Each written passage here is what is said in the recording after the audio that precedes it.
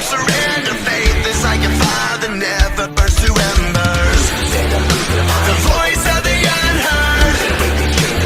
Love is the answer. I gotta speak it, believe it, that's how I feel inside. I can't sit here quiet. You can take my heart, you can take my breath when you pry it from the cold dead chest. This is how we rise up. Heavy as a hurricane, louder than a freight train. This is how we rise up. Heart is beating faster, feels like thunder. Magic static, call me a fanatic.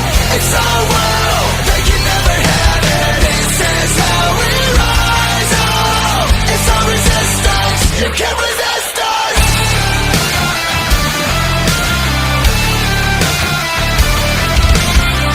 Can you hear me? Are you listening? Sleeping and the shadows could be making history. Through the fire, on the water, used to be a slave, but now you are a conqueror. They can take my heart, they can take my breath when they pry it from the cold dead chest. This is how we rise up. Heavy as a hurricane, louder than a freight train. This is how we rise up. Heart is beating faster, feels like thunder. Magic static, call me a fanatic. It's our world, they can never have it. This is how we rise up. It's our resistance, you can't resist us. We're rising up, rising up. We're rising up, rising up. We're rising up.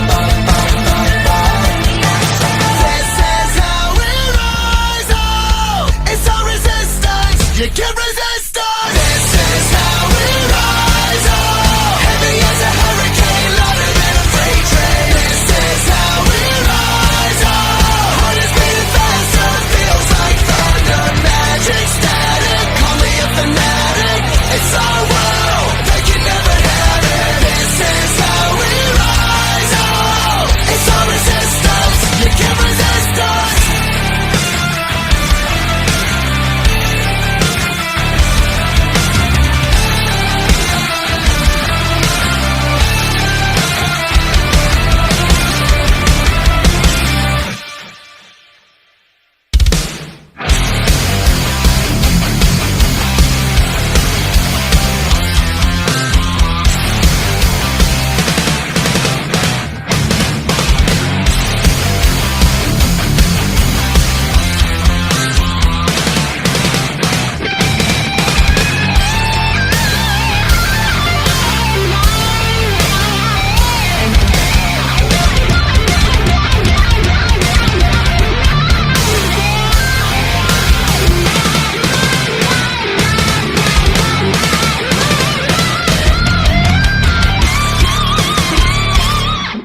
And that's exactly what our American state assemblies are doing. We are rising up. And we are hoping by the end of this podcast that we have inspired you to rise up and get involved with us. Hey, everyone. If you are returning today to our podcast, welcome back. And if you are brand new to the podcast, welcome. We know that you'll get some very valuable information. We've got a great panel of guests with us today from the Kentucky Assembly. And before we introduce them, we're going to give a, just an introduction of us. I'm Tammy Healy on New Jersey. I serve the New Jersey Assembly as the outreach coordinator. I corrected my political status back in January of 2022. And I'm really excited to get our assembly up and fully functioning. And our other hostess today is Michelle Ford on California. Michelle serves the California Assembly as their coordinator. And what we really love about Michelle that she's so great at is her Common Law 101 classes. I have the link for her classes scrolling across the bottom of our page. So you make sure to jot that down and check her out. Now, we'd like to just give a brief description of our true American history and what has been going on with the deceit and deception that's taken place. Michelle, would you do us the honors? Absolutely. So, first of all, you got to forget everything you learned in school. Unless you graduated like prior to 1970, when you had the opportunity to have both American history and US history, right? So I forget the exact year, but it's right around there. Needless to say, what has happened in our country is that we have foreign subcontractors that were originally brought in to serve in their jurisdictions and to do actual government service work under our constitutions. However, what's happened is they've taken over our country. And if you take a moment and look around and everything feels backwards, up is down, down is up, you know, girls are boys are girls, and all sorts of strange happenings. All of that boils down to the fact that our We the People government has been somewhat vacant. There haven't been people on this country that have been self governing and fulfilling the roles necessary on their states to be a Republican form of government, which is exactly what we're promised. America is not a democracy. Not at all. We are a Republican form of government, and I don't mean in a political sense. What I mean is that it's incumbent upon us to do local governance all the way down to the county level. So the American States Assemblies has the Federation put the call out in, I think it was 2015, calling on all 50 states to assemble their states. So we're asking good-hearted American people to just raise their hand and learn a little bit more about this process so that you can be part of the Great Restoration with us. I hope that helps. That's great, Michelle. Yes, I think that it's going to take a little bit of time for people to wrap their heads around this, but hopefully by going to your classes or watching these podcasts and seeing some of the interviews that Anna's been doing with Disclosure Hub, and we also have webinars on the TASA website every Monday evening, which is 9 p.m. Eastern Standard Time. There's so many ways for you to learn about what we're talking so that you're not left in the dark anymore, and that you can get involved in your state assembly and help to reconstruct the lawful government. That's really what our goal is. So I'd love to introduce now our guest today. Our first guest is Justin Jones, who was born on Lexington, Kentucky. He graduated high school finally in 1995 and started right into the electrical trade, which he has been doing ever since. Along the way, he joined the Kentucky National Guard and served 7 years as a 12B combat engineer and 5 years as a 13B cannon crew member, where he helped operate the M106A Paladin 105mm howitzer cannon. I hope I said that right. His battery, the Battery B of the 2nd 138th Field Artillery of Kentucky, was deployed to Camp Taji, Iraq. Is that right? During Operation Enduring Freedom Farce. Even though he misses the people, he does not miss the lifestyle, which he left back in 2011. He believes it was both of these journeys, one destiny, his trade, and the other by chance, the military, that put him in the position to set him up for success and what they are now doing in the Kentucky Assembly. He believes at this point, the Assembly is the only way forward. Being able to own his own business where he controls the deals and decisions and where he can have the freedom to accept other payment other than the Federal Reserve notes is a blessing.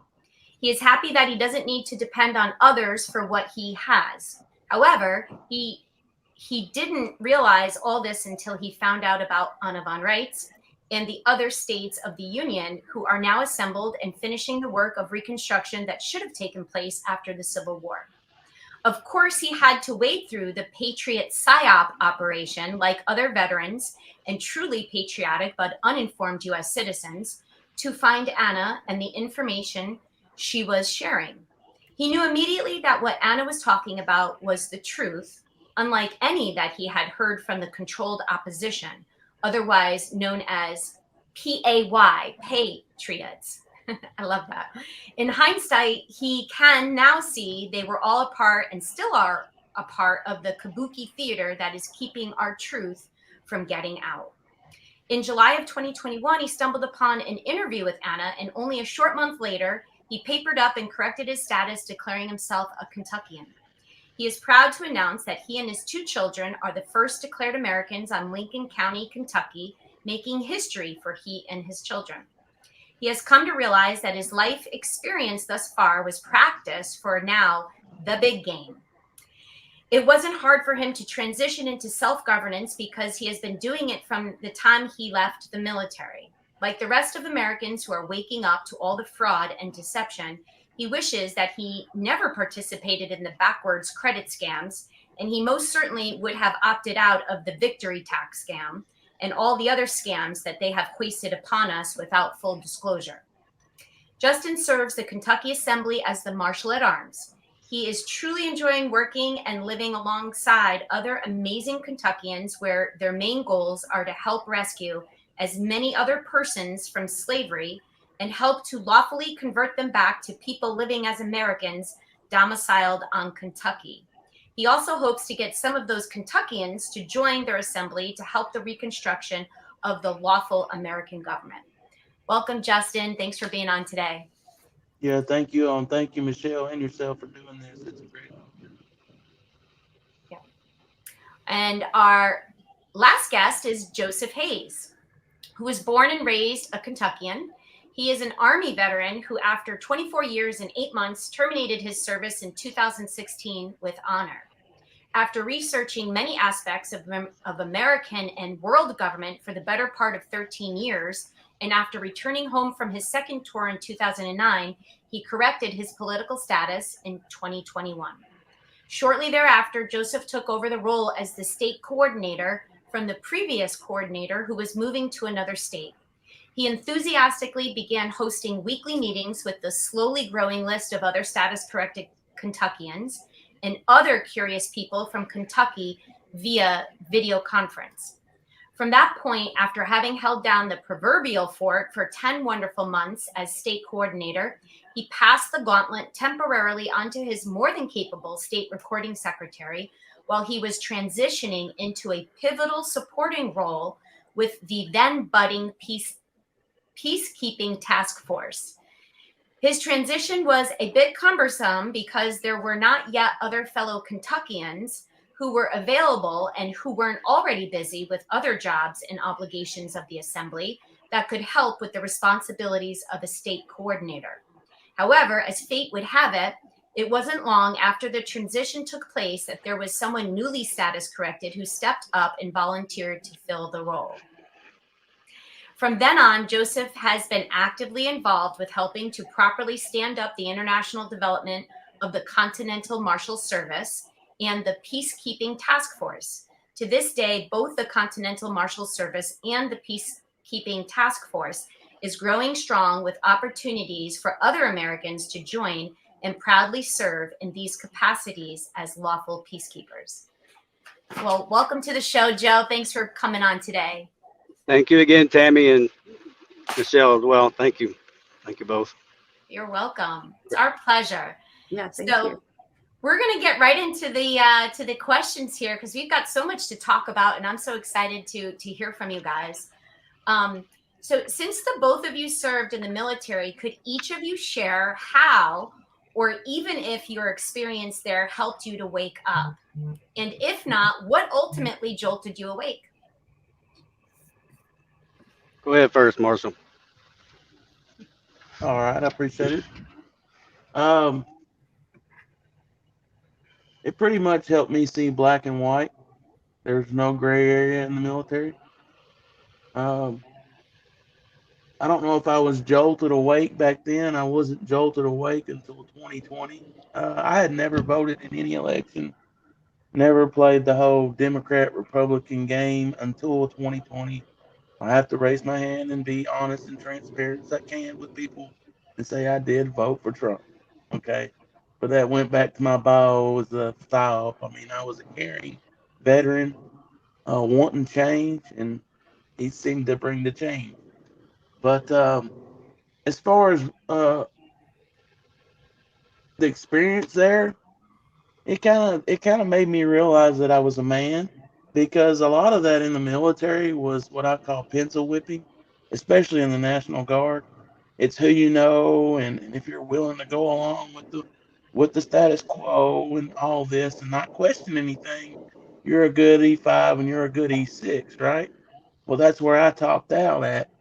And then being in the Guard, in order to progress, you had to take 2 weeks of school here, 2 weeks of school here, which took out of what I feel like my destiny was, is my trade. So at the time, I was trying to progress in electric, gain the knowledge, also progress in the military. So it's a blessing in disguise, and I just finally, they kept saying I was a good soldier and a good E6, and they needed me, but when it came time for retention, is where they try and keep you and make you raise your hand to sign up for 6 more years. They just kind of neglected that I'm automatically on for another six after my 12's up. And I was in prayer and meditation, whatever you call it, the whole last 2 years of my second 6 years, and of which route to go, right? Trade or military. Well, they never, about 6 months time to sign back up, they came up to me, and first sergeant came up and he said, "You're gonna sign back up, right?" I said, "No, no, I'm not. I'm done." Ah, you're kidding. Get out of here. No, no, I'm done. And so I saw the compartmentalization. It helped me wake up to that, and so ever since 2011, I've just been doing my private thing, not knowing that I was, you know, for lack of a better term, acting as an American. So it helped me see the black and the white, took the gray out of everything. Yeah, so it was innately in you. You were doing what you naturally would have done, right, as a sovereign under God. Yeah. And that just came out naturally for you without you even knowing what it was technically called. Yeah. I love that. And there was something you said, that they wanted you to do a few years of school. Is that what you said while you were in the Guard? No, to get ranked, like the guard is different from active military. Where active military, that's your daily job, okay? Mm-hmm. And so, in order to get higher rank, you have to get good PT, which is physical fitness scores. You have to get good marksmanship scores, and then you also have to have the schooling. Like there's a B knock to go, or Enoch, Enoch. PLDC. Yeah, there's a PLDC to go from an E4 to an E5, which starts your NCO, non-commissioned officer rank. And so you have to go to schoolings in order to be able to be available for those ranks. So in the Guard, I mean, they pay for your school, they give you per diem while you're gone, but it's the fact that you have to take off of 2 weeks, where I was trying to gain responsibility with this guy I was working for, right? And him giving me projects to be able to run and not being there every day, which I got from the military. I got good self respect, self responsibility from the military. So it's not all a bad thing. But it's just indoctrination. It somehow, thank the creator, the Lord, or whatever you want to call him, he kind of kept me bulletproof from that, or helped me wake up quicker than most. Not that I'm better than anybody, but yeah, you have to invest time out of the private world in order to still be I call it an indentured servant. It's one of the most indentured servitude that you can do, and still, like Michelle said, want to do it. They've got you fooled into enough to saying, keep me in a cage, feed me like a lion, and tell me what you want me to do. Uh, and coincidentally enough, Michelle, you mentioned American American history and U.S. history. I did in high school still have American history, but it was the teacher was, from what I can remember, not really in tune with what he was. He didn't really care. It was more of just coming in and wasting time for us. It was on its way out. Wow. Well, that's good to know that there were some schools out there that at least Maybe you still have that old textbook. Wouldn't that be cool? Yeah, that'd be awesome. I doubt it, but that'd be awesome. Yeah, They and probably maybe are. they called it American history, but it was altogether something different, right? That's true too. You know, Yeah. because my kids, when we lived in Texas, I remember they got different books, and one was American history and one was U.S. history. And just looking at the schedule, and I'm like, what's the difference? Right. Well, now I know. It's like, I don't know, 6 years later, I'm like, oh, that would have been helpful back then, but Yeah, it's like that aha moment. yeah, yeah. Wow. Yeah. But I, as embarrassing as it is to admit, I didn't really look over their curriculum. I just had the full faith in the education system that they were doing the right thing, right? They were teaching what they needed to be taught, and my kids are very bright students, so they got really good grades. So I just thought, they're doing good. Little did I know that all this other stuff that they were teaching them as well, or weren't even teaching them. But anyway, thank you, Justin. Joseph, you want to chime in there? Absolutely. I'll let me ask Justin. Were you? I know we served under the same brigade, 623 Fires Brigade, but when you went overseas to Iraq, were you under a third ID, your division? We was under our own guidon, Joe. We went under as B battery. Right, but did you fall under any other division because we fell under third? Yeah, we fell under the First Sustainment Brigade over there. Yeah, broken television. Okay, well that's kind of my lead in here, building off of Justin's answer to your first question, because he and I both have a cumulative what's called AGR service. It's active guard and reserve, with an emphasis on whichever your term may be. But since we both served under Title 10 through mobilization, we earn active duty status through that. Okay, so and I will kind of give just a reverse timeline and try to be concise as I can. I could go on for hours on all of these questions, but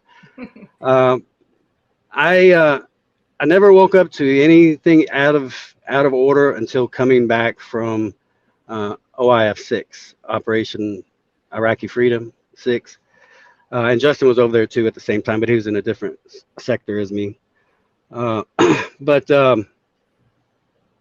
yeah, when I came back, I don't know, serendipity, call it whatever, because even over there, I was your typical soldier, typical leader, junior leader, all of that. There was nothing out of place, believe it or not, up until then. And from all the way back since my swearing in 1991. So there was nothing that triggered anything beyond after coming back and then going online, having a phone or an ability to observe content, even back as far as 2009 while I worked, and it just so happened loose change or some of these other events regarding what had us go overseas, coming back from overseas, and then finding out some of these very suspicious evidences, and it just started to just begin to build and build and build like a pressure valve, to the point where leading up to my to the day 24 years 8 months to the day of when I signed in, the commander of the company that I was with on Fort Knox, the ceremony is when you leave, there's a final formation. If there's anybody who's leaving the company, they have you come up and say a few words. The commander gives you a coin. It's just kind of a thing. I said, no, sir, no, thank you. And I almost didn't want to take the coin. He pretty much put it in my hand in his office. But final formation, I was out of there. And it wasn't, like I mentioned earlier, it wasn't that I had any disdain for serving in the military up until returning from OIF 6. It was not being able to answer or justify my service once I discovered things were seriously out of place in 2008, 2009. And then as my bio suggested there, or pointed out, that I began my research when I did return from Iraq, and it just kept on and kept on. But I was stuck in a moment where I had an ability to serve in the rest of the AGR structure of the organization. So I switched from the National Guard after um, returning from mobilization, switched into the reserve, joined TRADOC, which is a training organization, and was assisting. It was just it was just the way it was. You know, if you're in the military, you seek contracting or you seek promotion, seek grade, services, skill sets, like Justin was mentioning. And it is a rat race, but just like any organization, it just happens to be a very stellar organization.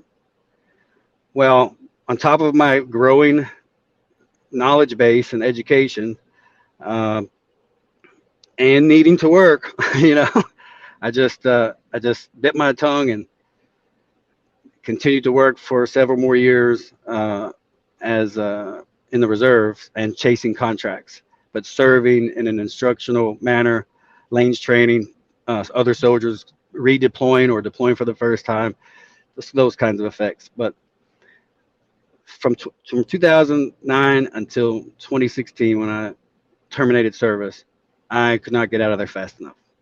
But prior to my mobilization in 2009 overseas and any time before that, no indication of anything was out of sorts at all. As a matter of fact, I'll just end it with this.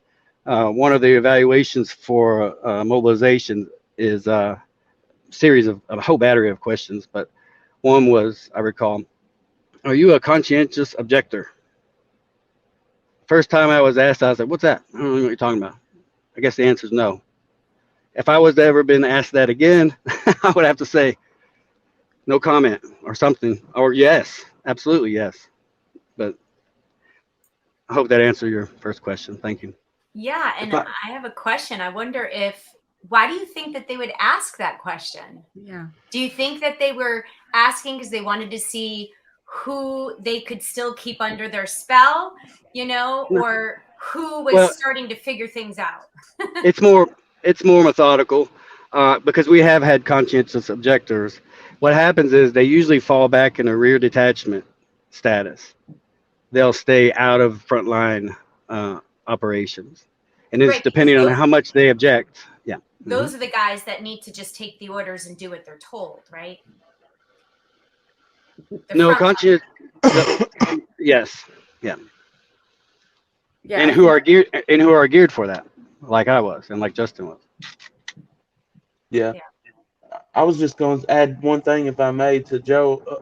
It ought to be a requirement for people that do status correction to go outside the United States, because it's like taking the blinders off. It really is.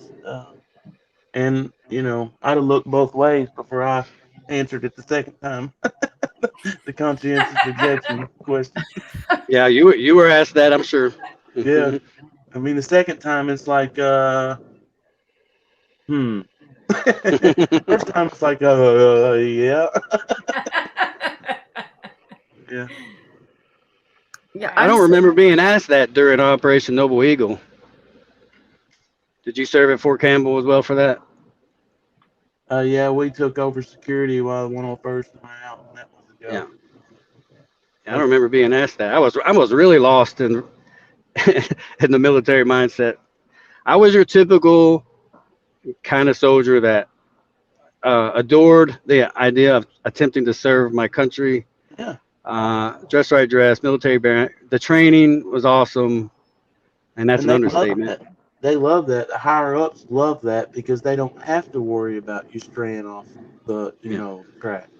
They know that you're gung ho, you're high speed, low drag, so to speak. I was getting ready to say that. You know what I mean? So they don't have to worry about you. They start worrying about you when you're, not like that. So that's what they want. They want the good soldiers and the good servants. Yeah, one last point on that, because just to help try to justify my waking up period, and I'll end it with this question one. When I received E7 rank, E7 rank is a congressional rank, so there's a little bit of privileges or flexibility, showing one's proverbial ass, I guess you could say, in ranks. The typical platoon sergeant, or because you're part of an advisory team, and a platoon sergeant advises the platoon leader. So with that privilege, you get a chance to walk around, a coffee cup in hand, blase to, oversight and having meetings with squad leaders, staff sergeants, and the like. But I was able to be indirectly part of certain higher brass conversations or concerns from them where they otherwise would not be able to voice those concerns amongst their peers.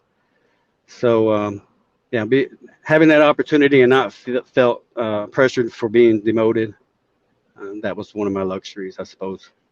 And I took it for what it was worth. And I definitely concluded that this man's military is not for me. After almost 25 years, though. Well, it's better late than never, right, Joe? Right.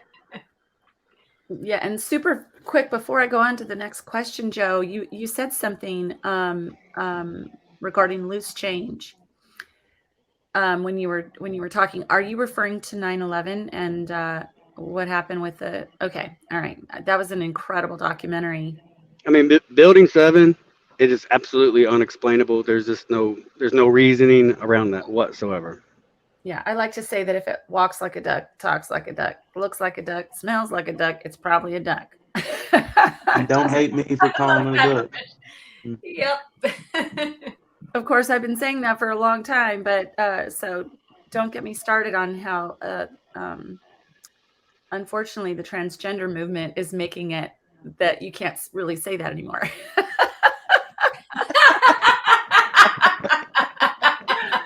They're like, oh, we're just going to take care of that argument right now. Okay. Funny how that happens, ain't it? Isn't it funny how they hit it off with the pass every time? I mean, Yeah. it's crazy. That element of division is quite embarrassing and weak on their part because it's so absurd. Right. Yeah, it's we've got to get back to discernment, like real actual discernment, and support Americans and Common Kentuckians and sense. Californians and New Jerseyans to get their Shinola sensors set straight here. So, all right. And before I ask Let the me, question, Michelle, hold on. I have to head out, so I'll be blanking my screen. Everybody, it's me. Michelle, you know me. Tammy, Oh yeah. Justin. But I do have to travel. I'll leave my mic on intermittently if that's okay, and then we can continue on. If I'm jumping around, it's because I'm traveling. Is that okay? Right. Thanks, Joe. Thanks for your dedication and for I'll still be here. I'll just have to be camera off. Yeah, that's Yeah, fine. that's fine, Joe. That's good. Okay. Awesome. Thank you. All right. Now, before I ask this next question, I do just want to preface, okay, because some people are going to be watching this video and it's the first time they're introduced to this topic. So I want to provide a little bit of context before I ask the next question. Okay. So we have these, 3 jurisdictions. We've got the land jurisdiction, which is populated by men and women, that are of their state of the union, right? We've got the soil, which is county populations, right? And we live on the land, right? We don't live in the air full time. We don't live in the water full time. But regardless, there are these jurisdictions. So there's the land jurisdiction, soil and land. There's also water, which is actually contractually run by the British territorials. Later it became incorporated right alongside the papist municipals, who are accountable for the air jurisdiction and sort of the corporate, realm. But it's important to know that there are these 3 jurisdictions, because what ended up happening is our military is emboldened by the British territorial system. So if you think back to the Revolutionary War, right? Americans stood up and fought against the monarchy. So they were fighting against the British. And unfortunately, for pretty much all of us, okay, what we were taught is that we're free. All of these wars that happened in the past made it that we get to be free, and that this country promises us unalienable and unalienable God-given rights, and that the Constitution applies to all of us. and that we are a democracy and all of these things, okay? Among a bunch of other stuff. I'm just giving a synopsis. The fact of the matter is, the British never went away, okay? In fact, they got more and more and more empowered over the generations. And I'm not hating on the British at all. And I'm not hating on the military. In fact, I have a huge, huge, huge heart, a huge soft spot in my heart for military, because everybody that I've ever met that enlisted did so because they also love this country. They love America. They love their hometown. They love their people. You know what I'm saying? They love us. It's one big love fest. But what they don't tell our soldiers and those enlisting is that they're signing up to serve a foreign entity known as the British Territorial United States of America, otherwise known as, people call it United States sort of colloquially, okay? But it is a corporatized system and it's foreign. Even Ron Paul mentioned, that we have a hyper interventionist foreign policy. And that's because he's got to know that this is a British operation and partnered with the Vatican. Okay. So now I'm going to ask the question. I just needed everyone to know that because of compartmentalization, I know that most people were not given full disclosure. And so I'm not hating on the military when I ask the next question.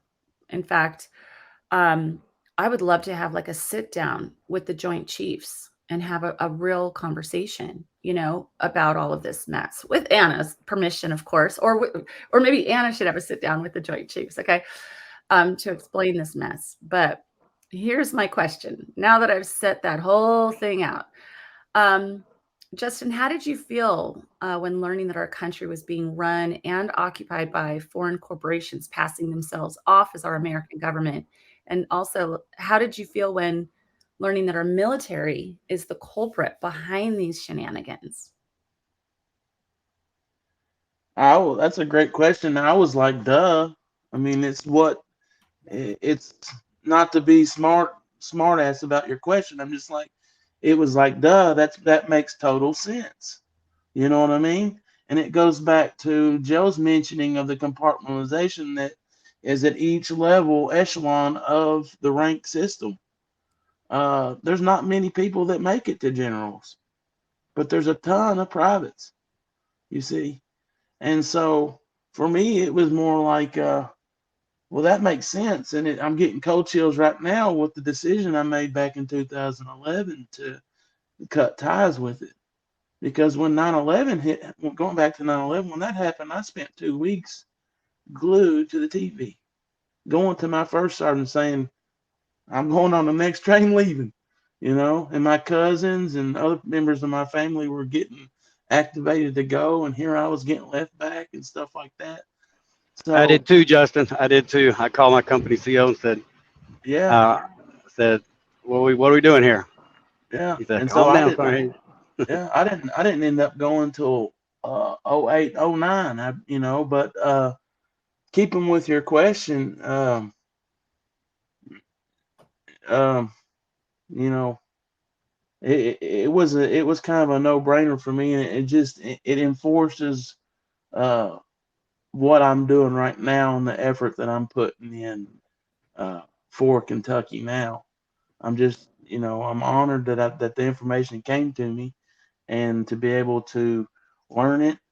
Um, and I talk to people all the time. They say, "Well, you just know so much. You know so much." And knowing in reality, I don't know half as much as like Michelle or people doing it, but it's the time and grade that you're putting into this.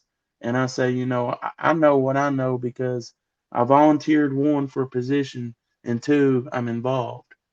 I don't think you can progress in this unless you do one or the other. So great question, Michelle.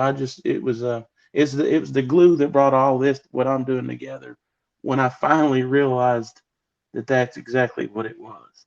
So thanks for calling a spade a spade. Absolutely. Thank you. And thank Tammy too for her brilliance and coming up If with these I awesome. may, Justin, and I hope, and Joe, I hope I don't put you on the spot for this, but as somebody who did serve our military, how did you feel? Like, were you shocked? Were you hurt? Were you heartbroken? Like, how did that feel for y'all? I can build off of that.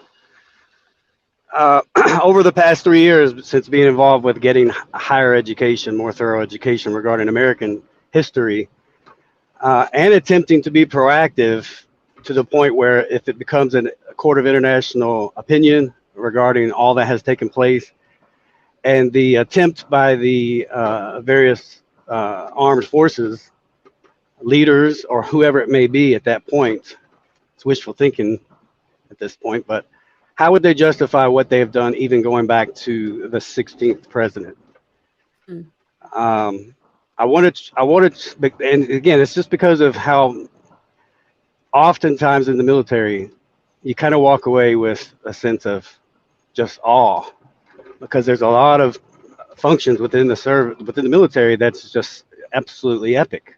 It's organization structure, and but yes, in between where you got your hurry up and wait concepts, you got a sense of wastefulness, sometimes a sense of disorganization. But when it comes down where the rubber meets the road, you cannot find a more unison type mentality and structure and dedication between two and more soldiers, two or more, where two is a battle buddy system, and no soldier works alone. By the way, it's two or more, but it shows in the training, it shows in their mission objectives, uh, strategic planning, all of these things. So if in the very near future, hopefully, the same highest echelon leaders would attempt to justify all of the encompassing reasoning, I would venture to say that they would put forth their argument, which is to make clear that, folks, we were here to do this simply because you were not. And furthermore, initiating this operation, again, I'm just speculating here. Uh, your lands were overran by Tories. There are such things as today's Five Eyes, five English-speaking countries and their allies, who, if not speak English, even with a clear, perfect accent, can understand English directives. So if Abraham Lincoln and his administration was to be revived and attempt to justify their reasoning, ultimately, it could be because perhaps we were overran. So this is a military strategy. We blanket your lands with an overlay. And we had to do what we had to do until this point where our strategic goals and intentions were uncovered ultimately. So here we are. And that brings chills to my spine too, if at the moment when full disclosure is in the process at that moment, I would hope that that would be the way they would justify their reasoning ultimately. And today, currently, as we're realizing that continue to be here and continue to exploit their creation, their 14th Amendment citizenry, and their constituents, it's just more par for the course, I suppose, until now, where the Americans are realizing and exercising their self-governing responsibilities. And so I'm hoping for the day that comes out as their justification. So Can I say one thing to add to that? Yeah. I've heard Anna mention it a lot that 90% of the people are good people. It's the top 10% that control and compartmentalize and make the rules, make the standard operating procedures. And then going back to what you said, Michelle, at the beginning when you prefaced the question, was back to the revolutionary time. To my understanding, that's what Americans did. Is they shunned the Tories in their communities. They learned how to make their own soap. They learned how to make their own clothes. They learned how to do everything. And so that's basically what we're trying to do, except in the 21st century. Leave the foreign corporation build our own civil government to where we can live as the Creator intended us to live as men and women. And so the military, answer your question, Tammy, it wasn't really a shock. I didn't go through no traumatic period. The trauma for me came from what I seen while I was over there. Not really trauma, but everybody wants to classify it as PTSD and all this, and I'm not taking it away from anybody. As a fact, I think we as a nation has been PTSD'd. You see, so it's not fair to just to put that nomenclature on military, because in my life after that, if people would know I was in the military, if I got upset justly upset on the job because I kept saying something and saying something, I'm still getting covered up with drywall. When I fly off the handle justly, they want to point it back to military and say PTSD. So it's a damn if you damn if you do, damn if you don't kind of situation. But I think we stand up as Americans like our forefathers did. We create our own stuff, and we just leave the corporation to do what the corporation's going to do. I kind of got up in the weeds a little bit, but sorry. No, that's all right. It's a really good kind of rundown. It's important that these conversations get to be heard by observers who are trying to figure out first of all, what's wrong? Second of all, how do we fix it? And is anybody already helping to fix it? Where are my people? So by you just sharing, Justin, you're participating in that and showing others that no, there are competent people that are working on this. And we're not selling seminars and memberships, and it's not about business, it's not about commerce, it's about our actual factual reconstruction. And just knowing that we have former military that are willing to walk the walk and talk the talk and be part of this, that's a really big deal, because I think sometimes military folks get highly offended. My own brother, a Marine, he never was deployed, but he was a Marine, nonetheless. He served his whole I forget the terminology, but he served his whole term. And he gets really upset that I'm doing this. He thinks it's anti-American. And he has a hard time, hearing. And I know, he's my big brother and I love him. And so I know one day he'll come around, but he's, I'm very vocal about this. And I believe in that we must be self-governing and we must restore our countries, one state at a time. And it's got to be done. Otherwise, we're going to continue to have military occupation, foreign military occupation at that. And, I want to make sure that any either, retired military or even active duty military would hear your words and know that, you're not going against your own brothers in arms. You know what I'm saying? You're like, we're all cut from the same cloth here. It's a rescue operation. I didn't rescue operation.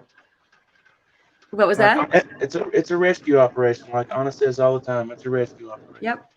It is a rescue operation. Yep. And just again, to just add a little bit more emphasis to the question too there, my contribution to that. I can't see the screen, so I'm going down the road here, folks. But I hope that made sense. I mean, of course, the mercenary conflict, but also known as the American Civil War, if they were attempting to justify what they themselves were directly involved with, but as a force multiplier of further exploitation to the American people, it would be in the day that they would justify, hey, you're overran by Tories. Never mind that we were involved with this exploitation and further dampening your true reconstruction after it, whatever its purpose was. Nevertheless, you're overran by English-speaking Tories from five separate different, or from 4 other additional English speaking countries and their allies, the French, the Haitians, and of course, England, Australia, Canada, and New Zealand. Those are all English speaking countries. So, Yeah. as an attempt to try to ultimately justify, they could say we laid a military overlay over your lands. We occupied, in a sense, under this martial rule. And until everything is sorted out, you're all considered U.S. citizens at this point until otherwise noticed properly. And this is where we're at now, I do believe. Yeah, and I would add, Joe, that which is why it's so important for Americans to come back to the land and soil jurisdiction, right? And claim that they are not a U.S. Tory, Right. and that they are indeed an American. And then so that we can get our lawful government up and standing, and we won't have to be occupied by, martial law anymore. They won't say that they have to have this position anymore because, we're missing in action, because we'll be standing. So that's the real important part that I want our audience to get. But anyway, I want to move on to our next question, if I may. Could you explain to the viewers what the role is of a Continental Marshal, the Marshal at Arms, and a Peacekeeping Task Force, and how they operate locally and nationally? So each Hey, of you. Marshal, Justin, go ahead and lead off of that since your peacekeeping element is in there as well, and then I'll follow up if you don't mind. Was you done with the question, Amy? Yeah, so if you want to explain, since you are the Marshal at Arms for Kentucky, do you want to explain what that role entails? From my understanding, it's a sort of like an ombudsman type role, not really classified as ombudsman, but it's being able to communicate with others, being able to communicate with the corporation, being able to communicate with the militia, with the corporate military. Uh, so it's pretty much a liaison for the state to like other nation states like Tennessee, Kentucky. Typically, the marshal at arms would speak together, work something out that's best for both states, and then open the doors of communication. Once you open the doors, they're open until they need to be shut. Does that make sense? And so, um, my role, what happened with me is the need was as such that I just felt led to volunteer. I had researched the General Assembly Handbook, and I felt the need to volunteer for the Marshal at Arms role. I didn't volunteer for a coordinator role because I just felt that that would come in time. I volunteered for the Marshal at Arms role because that gives the Assembly uh, not a sense of security, but for instance, like I'm keeping both records since we don't have any county set up yet. I'm keeping county level records and state level records uh, under my security, as well as assembly assets for now. It was a great system set up by the recording secretary that I took over for. And so also another part of the Marshal at Arms that I've incorporated is actually being a recording secretary. And so right now, there's another one on Kentucky, and he's great. And so right now, I'm kind of like fielding, getting everybody the feel for everybody, because that's what we've got right now until we get bigger as an assembly. But it's pretty much the Marshal at Arms is just to keep the peace within the assembly. When the General Assembly gets set up, that's when he really really shines, because he'll guard the records, he'll guard the General Assembly records, just guard the courts, stuff of that nature. So I love it. Thanks. And the That was meetings too, right? To the right, Marshal yeah, starts the meetings. yeah. Thank you for that. I do host all the meetings that we've had on Kentucky since then. So, but we've kind of opened it up to committees. Your committee structures are what builds the assembly. And the assembly's built by your committees. And so the more committee lead, chairman, whatever you want to call them, that you can have that can uh, facilitate or give people the responsibility, they're willing to accept the responsibility to run those meetings, that's less stuff that everybody else has to do at the General Assembly level or the Drill Assembly level, your communities or your committees kind of act upon themselves. So it's a big help to everybody when you can get that kind of structure going. Very good. All right. Maybe I think Joe had something to say about Oh, the okay. peacekeeping and the Continental Marshals. Right, and the Marshal at Arms too. Oh, Just a little more drilling down on the Marshal at Arms role. Justin's being generous with his effort in that role, but it clearly, even as the Federation of States recognizes as a refined approach for that service, the Marshal at Arms is just a profoundly significant service to the states and the counties for their pillars. The marshals, the word marshal or the marshalry is a French asset. So George Washington utilized the Maréchaussée, and America, of course. If we're going off the notion that America makes better what Europe provides, then so be it. But your man at arms role, your sergeant at arms role in the Navy, and the sergeant at arms role utilized at the Washington D.C. apparatus level and state levels. Um, they they are responsible for everything happening and conducting internally, and that includes correspondence, outreach. It's simply research your current sergeants, which there are two in Washington D.C., and you'll kind of get a feel of what the Marshal at Arms provides. But this also goes off of the Marshal, the Federal Marshal intent, and the Postal Surveyors, which then starts to migrate into the Continental Soldiers and then the Continental Marshal Service, which today's bloated service at the Washington D.C. level is your U.S. Postal Inspection Service and the U.S. Marshals. But your historically Postal Surveyors, which is Benjamin Franklin's role, is your today's refined version of the Continental Marshals, which is a mixture of what the U.S. Marshals provides as a bureau under the Department of Justice and what the U.S. Postal Inspection Service provides. I know that's a lot, but that's really what it's about. And so the only other last part is the created Peacekeeping Taskforce by the Federation of States, which is another epic feat. And its purpose, which, by the way, there will be a Peacekeeping Task Force or PKTF news website worldwide, published hopefully soon this year, before the end of this year.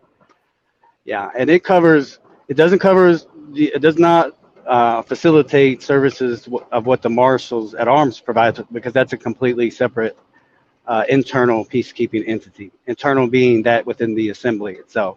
Mm-hmm. But as Justin mentions regarding outreach and keeping decorum and keeping security within the assemblies themselves, there's a threshold between an internal environment and an external environment, and there's where the cousinry, if you will, between the Marshals at Arms and the Continental Marshal Service, and then it further branches off between the service that the Continental Marshals provides to the land jurisdiction sheriffs. So it's a multifaceted symbiotic relationship between all peacekeepers. And the Peacekeeping Task Force is chartered with helping to provide full transparency and exposure, and open dialogue, information, news, updates, all of those things regarding the proper and lawful utilization of the Continental Marshal Service, the land jurisdiction sheriffs, and the assembly militia at the state level. And to top it off, the two main drivers with the Peacekeeping Task Force is that their charter direction is for communications, which includes education and the logistical aspects of dealing with all realms of those three external peacekeeping entities I mentioned. So I want to emphasize again, I can't emphasize enough, there's three external, external being that opposite of internal. Internal means your assembly realm, your marbled floors, your polished gavels, your pleasant environment in order to conduct business. That's the realm of the marshals at arms, as well as the ombudsman service. Okay, but anything as they want to say, enforcement, enforcement meaning to maintain the peace uh, and provide that to the American people by way of protecting themselves and their assets is through the Continental Marshal Service and their narrow jurisdiction, inferior and subordinate to the land jurisdiction sheriffs at the county level, and then the assets coordinating within each state regarding assembly militia assets. That has to that deals with those uh, other services that would cater to the need for protecting oneself, of course. So, Wow. Joe, since you mentioned militia, I was hoping that maybe you could just touch a little bit on what really a militia is. And I'm asking this specifically because my husband and I like to watch that series called Yellowstone. I don't know if you all are, Oh yeah. familiar with that. But there was an episode where, it was like a bunch of thugs that were being called the militia, were like the bad guys. And I'm thinking, wow, what another way to indoctrinate people into thinking that, a militia is a bunch of thugs, which we know it's just totally not. But could you explain, just very briefly, touch on what really a militia is? well, it is true in fact that the word militia in the Hebrew word does mean people. When you look at when you pull it up, you'll see it is literally that. It's not spelled exactly the same, but it is pronounced the same. And if only going off of that notion, being the people and the people as a group within a community, and the community is your county, then militia means people or community, better put. And with a community having a broad opportunity, a broad spectrum of opportunities for which to take part, and then expand out, we're offering to other communities. It's militia or people or community, and that community strives to offer or sustain itself and provide itself and protect itself, and then offer its neighboring hand to other surrounding counties as well, and vice versa. So that's what a true militia is. If and building off of that, if that's true, which it is, then any asset calling itself a militia, but only engages in combat training, preparedness regarding such, uh, um, degradation of infrastructure or whatnot, and that's all that they focus on, then they're not a true militia. There's some other kind of entity in and of themselves. And even if it's preparedness, preservation of one's resources or whatnot, or sharing uh, resources, providing first responding, that's just one aspect or a series of aspects within a militia. A militia will also be cobblers, seamstress, uh, well diggers, uh, electricians, plumbers, the whole thing, the whole entire thing. And what sets them apart from any other independent skill set is that they work together. I would hasten to say a union of sorts, but sure, I mean that's what a militia does. Is they operate in that fashion. Not I would say again, not combat militia only. Yes, thank you for Right. making that distinction. I Sure. appreciate that. Yeah, there's so much more that needs to get done than, and that's not our emphasis. Clearly, we're outgunned, right? Yeah. All right.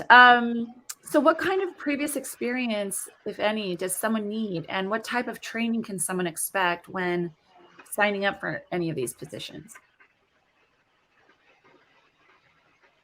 Of course, the military training. If you don't mind, I'll take that one, Joe. Of course, the Sure. military training helps, especially with anything that has to do with security or arms or anything like that. But that's where the marshal at arms kind of gets maybe a bad name because I don't fool with arms. I don't fool with weapons.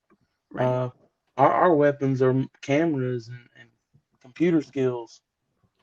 We go out and we document the crime, and then we hold those that are portraying the crime responsible. We don't really need sidearms or anything like that in our system. I'm not talking about their system. I'm talking about our system. So, and our system comes with a lot of unknowns that we are all learning together. So, as far as your skill set and your training, it's on the job training. You do, you learn as you go. Your people skills are very, very useful. If you've got good people skills, which I really don't. So I'm kind of looking to go down to the county levels, not so much at the state level, but we'll see how that progresses. Uh, so you know all of this, not just marshal at arms, not coordinator, not treasurer, not any of that. The two systems are different. So it just takes people humbling themselves to what they want to learn. If you want to learn how to be the marshal at arms, then humble yourself to the training to learn how to do it that people are putting out freely on the assembly stuff.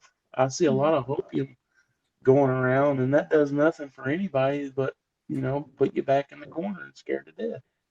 Right. So, it's just a matter of opening your mind to the fact that you've been lied to, and there's an option out there. And with Anna doing the banking system, I just hope that really takes off because that's going to give people the opportunity to stop the rat race and focus in on their actual talents that the Creator or the God has given them to be able to function in society. The society we're trying to function in is it's lopsided. We don't really have a chance to raise our children right because both the men and women are out working. You know, thankfully, the movement that you're speaking of, Michelle, is kind of opening people's minds to something other than the public school system. But, Right. kind of don't want to get off the subject of the question. It's on the job training. It's like I said earlier. You just gotta, when you volunteer for something or if you bring something to the General Assembly floor, that's what our system is. If you have an idea and you're passionate about it, then be passionate about it in front of others, and others will back you to be able to push your idea and be the leader that God and the Creator designed you to be.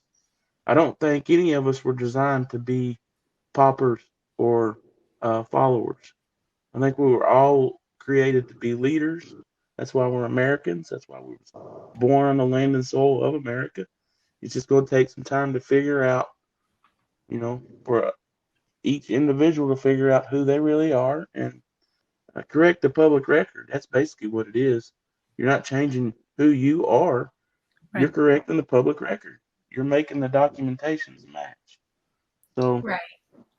your skill set is what God gave you. Just put it to use within the assembly. Well, and the other thing I would add, Justin, is that we have a General Assembly handbook that has all these positions listed in there. And I know on our assembly meetings, we've been encouraging our assembly members to, read through that General Assembly handbook, take a look and see if something in there resonates with you. Because like you said, we all have different God-given talents and different skill sets that it's all valuable. And with us together, coming together and putting all of our skill sets and our talents together, that's what's going to make us successful. And that's what's going to make us, grow together as an assembly and as a people. That's why the forefathers put it in the First Amendment. I mean, it gets lost a lot. Yeah, we've got the freedom of press, we've got the freedom of religion, but also we have the freedom to assemble peacefully and without threat. And it's not going to the baseball games. It's not Right. going to movies. It's not pool parties. It's people serious about the way things are. Mhm. Peacefully talking it over, bringing your differences and working it out. Yeah, that's exactly right. I like to say it doesn't only mean that you can have a barbecue and have friends over. Yeah. Assemble That's has a non-productive. specific meaning. Well, I did want to point out to our viewers that I have what we call the TASA website. It's TASA stands for the American State Assemblies. But that's the website that we refer people to when you want to look up resources like the General Assembly Handbook. It's in there as a PDF, along with some of her other books and very, very helpful resources that will allow you to get educated on how the American government is structured. So I would jot this one down too, and head over there and take a look at it. Joe, did you have anything you wanted to contribute to that? Sure. First of all, are you guys getting any background noise from me? No. Okay, great. Well, Justin mentioned free press and First Amendment. Of course, that's their rights. We stand to uphold that for them, of course, and that's great. But that's probably the most if an initial military or militia service from the assemblies would be brought forward, that would be the one that they would go for. I would definitely stand behind that 100%. And the Peacekeeping Taskforce is, coincidentally enough, helping to sponsor that element of American militia. So I mentioned earlier, there's just an entire gamut of services that they would provide. Well, that is one of them for sure. Michelle's aware of that. I believe, Tammy, you're aware of that initiative. And you guys are the ones that spearheading the idea by hosting these podcasts, by the way. Yeah. Yeah. Yeah, Tammy answered the call. Yeah. So just to quickly try to answer this question, the Marshals at Arms have evolved quite significantly over the past year, I would say. And so they meet nationwide. Justin is a part of that as well. And they're going considerably leaps and bounds as far as their effort, networking with each other, bouncing ideas off of each other, and even attempting to place that into an operations manual. And I highly encourage anybody who is interested that would like to get involved with their state assembly at that level, absolutely reach out to those providing that platform. Reach out to your coordinator and get involved. And there's where your Continental Marshal asset comes in, because of the cousinry, the marriage aspect of service, and those unique realms, jurisdictional realms. But so there's that as far as I'm tracking. Then the Peacekeeping Task Force, this is again unique. So right now there's only a staffing, a directorate of an executive director, associate director, and assistant director.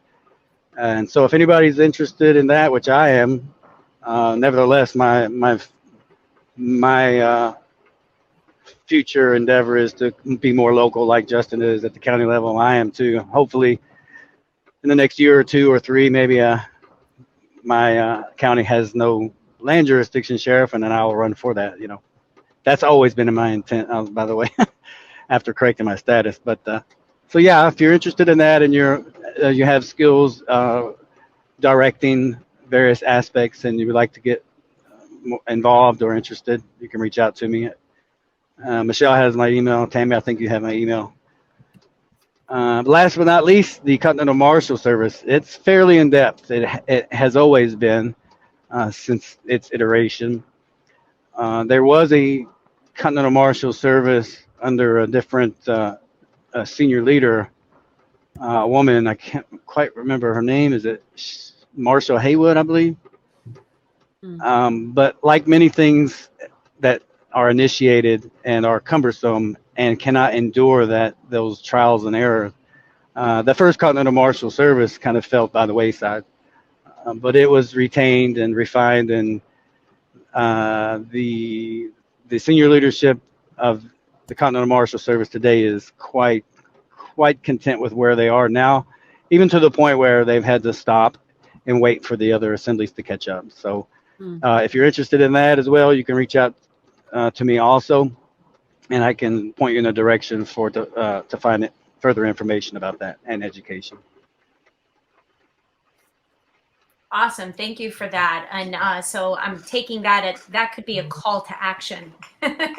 Sure. So if you are on Kentucky and you're really tired of the political BS and being drawn into that drama and suckered into the Hopiism that, to sit back and grab your popcorn and watch this movie play out, and you're tired of that narrative, I would encourage you to get up and get in touch with the Kentucky Assembly. I'm going to have their website here going across. There you go. Get in touch with the Kentucky Assembly at www.kentuckystatenationals.us and reach out to these guys and see how you can get involved in the assembly and where your skill sets would be best served. Anybody else want to contribute to that last question, or do we want to go on? All right, so my next question for you guys is, what kind of advice could you give the viewers to help them move past their fears? I personally know a lot of people, I'm sure, all of you do, that, they're constantly living in fear, and it's not a surprise because we have been indoctrinated to live fearful. We were supposed to be afraid of COVID-19. Now we're supposed to be afraid of like all these IRS agents that are supposed to be showing up at our doors with, armed weapons. And we're supposed to be afraid of, the boogeyman. I mean, the list is endless about what we're supposed to be afraid of. And so could you guys give some advice to our viewers on how they can walk past that? Go ahead, Joe, if you'd like. Go ahead, Justin. You first. Well, another thing that we're supposed to be in fear of is each other. I mean, but then you can go back and look and know who I am. Are you really in fear of me? No. So is that real? No. So it's just what's fear stand for? It's like facts. Yeah, something fear standing for something. But I'm not gonna come off like I'm not fearless. And I've got a story that I'd share. Is I was in the military. I was overseas. I had a good tour. It wasn't tough. The camaraderie was really good. But when I got back on the land and soil and tried to take my paperwork to the county clerk, I was shaking like you'd never seen, nervous, couldn't hardly come through the information, and then it's just that uncertainty of the facts that I was trying to put out because I was so new at it. So my advice is there's nothing fearful about this. There's nobody coming to get you. More importantly, there's nobody coming to save you either. We've got to do it ourselves. And that's what, that's what has made this country still around. I mean, in my opinion, outside of the corporation, Americans are very intuitive and ingenuitive, and we'll make a way. The fear is real. I'm not going to say that. It's just finding out how to deal with it. And then to me, dealing with it is getting to know it, like the information. Like if I'm going to the county clerk, I'm going to know every information that I need to know to put peacefully, like Terry Psalm always says, be the adult in the room, be ready to repeat yourself 50 times if necessary. But also take with you a notice, take with you a plan of action to where if they do look over you, we've got all this information through the litigation committees that's out there. It's free information. But other people want to live in the hopium and the YouTube channels and all this other stuff. The fear goes away when you learn what's the truth. Yeah. So just find some other way to spend your time, maybe. I love that. Yeah, maybe get away from your screens. Read some books. Read some books. Disclosure 101. Something is wrong when. There you go. And it's not about worshiping Anna. It's like Anna's the only one that's bringing the truth right now. It just happens to be Grandma, and she says it all the time. And I love her And to one of death. you, I can't remember if it was Joe or Justin, but basically, one of you in your bios said that all of this nonsense with all these different, patriot movements and different things is just, kind of a distraction to stop us in our tracks and prevent us from knowing the truth and therefore stepping into, the American that we're supposed to be in the right jurisdiction and working our American government. Because when that happens, then their game is over. Exactly. Yep. I think that was me that said that, but I'm speaking for experience. I'm not pointing my finger at anybody. I can sit here and tell you that I got mixed up in all that. I think a lot of us did. Yeah, I was going out when every time that Scotty Films come out with a new film, I was sharing it with people.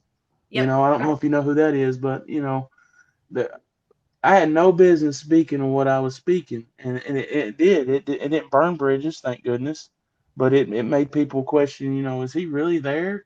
But at the same time, you've got that thing right over there telling people what that is supposed to be the truth, and then you got loved ones that everybody's sorry for because they think they're going over the hill, when actually people need to be looking in the mirror and asking themselves, okay, where are we at in this situation? How am I going to handle it? Instead of looking around at your neighbor and stuff like that. Again, I'm not pointing fingers. I learned my lesson, and I'm sticking with the woman that got me to the dance, and that's Anna Von Rock. So, Yep. I love that. Joe, you want to contribute? Sure. The notion of fear, I guess this is just me, so it boils down to, I guess, ego. So I'll try to express this as best I can. I guess I tend to fear very little, especially the older I get, the more I've experienced. But fear can be defined in many, many ways. But I guess the underlying aspect of fear is vulnerability. And I can empathize with Justin going in and correcting his status, but uh, I would I would uh, I would probably express that more as a epic frontline opportunity to correct one's status, especially if they are in the military. Because of going back through the education and the strategy that we are uncovering of what has been exploited onto the American people, it is through the various statuses or contracting statuses. Well, Justin and I, we were the poster child examples of territorial citizens. So with status corrections, this seems all too simple as the process would be, because when we clear posts, we weren't drafted into the military. We volunteered, but we know very well now that we temporarily joined a service, and we have to exit that service at some point. So we clear the postmaster, and then we go in and correct our status. But unbeknownst to us, we had to clearly terminate service, like I did. I didn't retire from the military. I terminated my service. There's two different distinctions there, and that's just another example of how they are trying to persuade prior service members to still, in some ways, be tethered to that service. So if I was retired from that service, I would go into an IRR status, and for a number of years beyond my having got out of the military, I could be called back up again. So, but anyway, I corrected my status like any service member and their dependents. It would be, I would guess, there should be a manual written about precisely that as a procedure, and handed off to the county clerk. Says this needs to be addressed. This needs to be a process that absolutely must take place, Yeah. including yourselves having served at the state level or even county level, because they're serving the people. So when they retire, they should correct their status. So, but now anybody who has been conscripted into being considered as a 14th Amendment citizen, that's different. They don't have that as a familiarization. They were conscripted or seduced or however, at birth, considered as a 14th Amendment the citizen by default. So they don't have that. I can sense that reluctancy. So my question would be, to overcome the fear, is for those prior service members, your families, or your dependents, absolutely learn to correct your status properly, completely, clear the post office and clear your county clerk's office, correct your status, and move from there. Yep. Thank you. That's great advice. Really good. Thank you, Joe. Sure. So how close is the Kentucky Assembly away from having all pillars standing and functional or functioning? I would say we're about as close as any other. Of course, you got Arizona, just ex parte Milligan, Right. and then you got Alaska that has made their tracks, and I think Washington didn't they ex parte. But we're still not taking away from any of the people on Kentucky that put forth the effort of trying to do this. We just need more people, just like any other assembly. Mm-hmm. Um, we have our General Assembly, of course, and then we have our Business Assembly. Our Treasury is established and well established. We've started a bank. We've taken assets out of the bank. We don't have any. All of our assets are controlled 100% within the assembly. So we're not. We have a Square account set up for recording. Publishing and recording. But as far as the militia pillar and the General Assembly pillar, we're still working our way towards that. It seems to be the two pillars that every assembly is meeting the demand for right now. But I just feel strongly that as you add people, you add to your militia, you add to your jury pool, and then you add to your county structure, which I think is where the bread and butter is of all this. I can't make change in Washington, D.C. if I wanted to. I can't make change in Frankfurt. I probably could with the backing that we've got on Kentucky. I'm not saying that I'm against that idea. I'm just saying the biggest change that I can make is right here on Lincoln County, because I know who my judge executive is. I know who my county clerk is. I know who my county attorney is. And then if I can awaken more people, not awaken, that's a derogatory term. But if I can enlighten more people on Lincoln County, and that's just more numbers for me, and then Lincoln County can work with Shelby County. It's just a system that I think is a cog and wheel. It just fits together. The more people, though, I think is our biggest getting our pillars. Well, hopefully by having you guys on a podcast and Yeah, getting the word out, this will be at least one piece towards doing, like an outreach effort that'll help to raise awareness that you guys exist. And it'll help to, just get people, hopefully curious and wanting to know yeah, more. And then now they'll know how to find you. And yeah. That was my biggest question when I talked to Cheryl, which was the recording secretary, because it was a brainer from. Oh, there you Sorry, go, I had Justin. an incoming call. I'm sorry. It was a no-brainer for me when I found out the information of status correction. It was a no-brainer for me.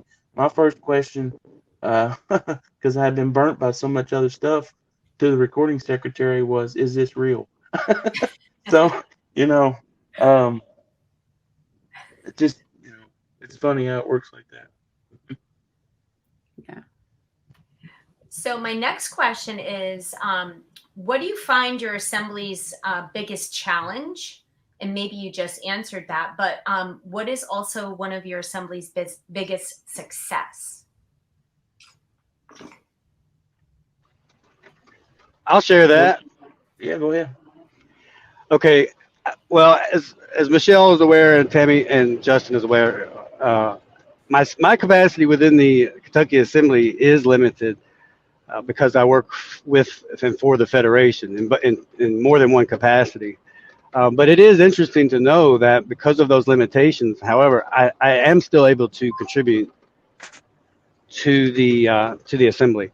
But in the narrow the aspects where their contribution to land and sea jurisdiction peacekeeping services, being on the receiving end of what transpires from the Kentucky Assembly's General Assembly by way of indictments or presentments, it falls in that area. So since, again, as being an integral part of the Continental Marshals Service for Postal Area 4, by the way, Postal Area 4 is one of 4 states within Postal Area 4, Michigan, Ohio, Indiana, and Kentucky. But as a supporting member, a volunteer within the litigation committee, Kentucky Litigation Committee for the Kentucky General Assembly pillar, I'm able to then be a part of that confined committee structure and can volunteer and give my advice and opinion to that chair and to the seats there, and then they can run with that product or service, and then and add to it. So I'm just grateful that I can still contribute in some effective way to the Kentucky Assembly, being a federation officer. So that's what I found most positive so far. That's Yeah, that awesome. sounds great. That sounds, hopeful for Kentucky that, you're able to play both of those parts or partake in Sure. both of those positions. And Right. it's, I can't motion. I don't have the power to elect, but I do have there's a role within a committee where the chair would, make a motion to adopt a development taking place within that committee, and then that committee is development is brought to the General Assembly for final adoption. So it's really brilliant. I think. Glad to be a part. If I may, one success that I'm proud of is we have a good foundation. The people that set up Kentucky, and Joe is a founding member of Kentucky, and recording secretary that helped set it up, and other members. They set a good foundation because they went with the LRO right off the bat. They didn't mess with the LRS. So everybody that recorded on Kentucky goes right straight to the LRO. And of course, if you're on the LRO, then you have your foot in the door for a banking account when it does get set up. But I don't like to lead off with that in an outreach. I kind of let everybody feel their way, learn that subject. But that was my biggest is driving point is we do have a good foundation. We do have good standard operating procedure as far as our recording practices. And so, to thank you, if you all get to see this, for doing such a good job and dotting the I's and crossing the T's and setting up this. yeah, Well, how can the viewers support you and your assembly? It's, not as much monetary. Just get into something alternative, not alternative media or anything like that, but start learning your rights. Start learning how to exercise your rights. Get out of the kabuki theater as much, and don't worry about who's in Hulk Hogan's corner and who's in this guy's corner, and start learning the actual martial art muscle memory of learning how to exercise your rights peacefully and honorably. That's right. And just learning the information. The monetary will come because we all know it's blood money. It's not backed by nothing. So outside of monetary means, we're pretty good on that end. I mean, just look us up, look up the information. We're putting it out. Pray on it, discern on it, and if it's for you, reach out to us through the emails and stuff like that. Very well said there, Justin. all right. Joe, did you have anything you wanted to say about that? Well, just one last part. Every assembly can benefit greatly from their focus on their own offspring regarding education. I mean, it's very difficult to reach out to friends and family, strangely, oddly enough, but we have the opportunity to reach back to our own offspring, the generation directly behind us, and those who are directly responsible for. Uh, because we're getting older, and the older we get, there's that gap, generational gap, directly behind us. We may not be able to reach out to our spouse or our brother or cousins or grandparents, but we have that unique opportunity to reach out to our own young ones. So, not of course every assembly, but the Kentucky Assembly as well. So, really unique and solid opportunity for positive growth, educating our young ones. Awesome point, Joe. Thank you. Yeah, I love that. I know here in New Jersey, a few of us have put together a homeschool group that we're hoping to grow into a school, an actual school. And we're anticipating that when people start exiting the system and exiting the schools, because, a lot of parents aren't happy with what's going on there, that we'll have a place for them to come to. And some of the things that we're teaching them is the real American history. And in the future, because our boys are still young yet, we will be teaching them common law. Which I think is so important, especially if you're trying to live as a sovereign and you're trying to live lawfully, and you need to know and exercise your rights. So before we end our podcast, I'd like to ask you guys if you had any last words that you would like to say to the audience before we leave. Yeah, I'll Justin have the last say there. He's the one running the show on Kentucky and is doing a fantastic job, in my opinion. But I think the pivotal moment here, America and the world, uh, take the notion of, as you see these Bill of Rights, take one and perhaps the first one, and be the press, be the media. And I retract that entirely. Do not be the media. Be the press. Be your eyes and ears. Build that trust within your own community, and grow to appreciate that more of your influence, your positive influence on your county level, and then uphold your county, all that it's offered so far, its history, all that its potential has. And as Americans, you have the unique opportunity to help spread education, respect for your current county government if it's earned it. But I would just say, a free press. Freedom is through the written and spoken word. So I would definitely uh, lean forward with that approach. All right, thanks, Joe. Justin, you get the last words. I appreciate that, and I appreciate you both for doing what you're doing and kind of spearheading the outreach effort. I won't speak for everybody on all 50 states, but for the states assemblies. I mean, it's putting us out there. We're the 11th state out of 50. Hopefully, you get all 50, and then we can start all over with part two. You know, and I just have to pinwheel off of what Joe said. Kinda is, focus more on what you can handle, what you can change, and kind of stay out of what you can't, because that just adds to the fear. It adds to the unknowing. You can control anything you want if you put your mind to it. We're not here to lead anybody around by the nose and shove their nose in any kind of information. We're just here to put it in front of you, give you the free will choice to look at it, and I'm confident that some of the information that you'll find when you look into it is going to change your life. Uh, whether it makes you fall in your hole of misery more because of the way the state of America, you'll get over it with the help of the assemblies. That's what we're here for. We're a family, and I just appreciate Joe. When I came on, Joe was right there. He offered his knowledge and coordinator training, everything. I picked his brain for a limited amount of time, and so I appreciate him and what he does. And look us up. Uh, the assembly is here for one, to help you correct your status and give you a step towards self-governing.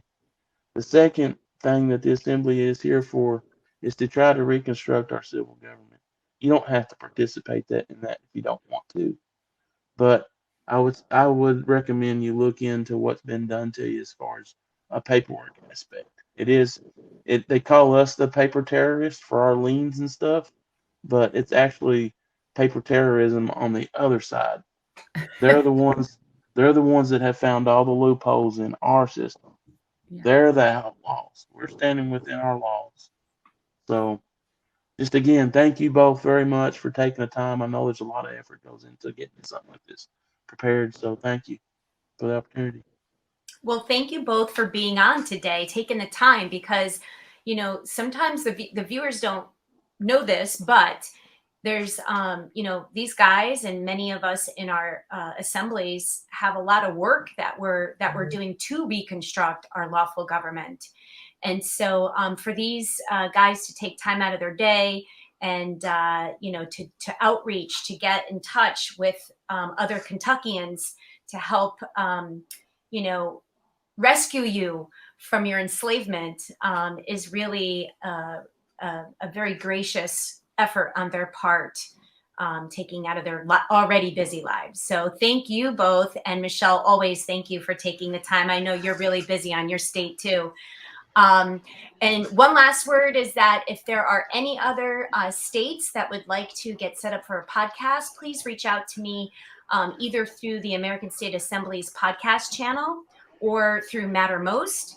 And I would love to get you on our schedule. And until next time, bye everybody. Have a great afternoon, morning, or evening, whatever you are watching us in. And we'll see you next Bye, time. everybody. Thank you, Tammy. Thank you, Michelle. Thank you. Justin. Absolutely. Thank you. Bye.